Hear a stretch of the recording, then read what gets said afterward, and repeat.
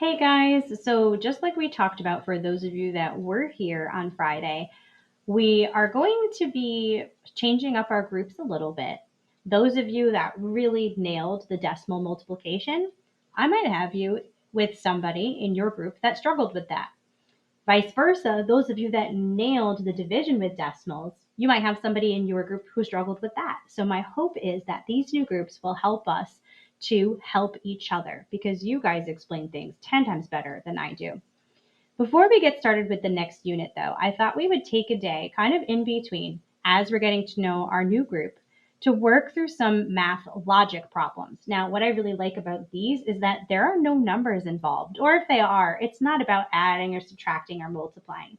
These problems are all about reasoning. So today you have a packet with 3 reasoning questions in them. And what I like about them is they slowly get a little bit trickier as you go along. The first one is pretty easy, and they really set you up with some great strategies for how to solve the problem. So let's look at it. This one is all about how to make an organized list to help you solve. Julio is behind the curtain getting ready for the magic show. He will wear a cape or a coat. On his head, he will either have a bright red wig or a hat. Then he will put on his black boots or his shoes with pointy toes.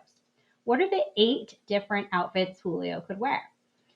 So these are called problem solver activities, by the way. And when they made these, they thought, we got to teach kids some strategies for solving problems like this. So one of them is making a list that's organized. So over here, you can see that they've gotten you started with a chart.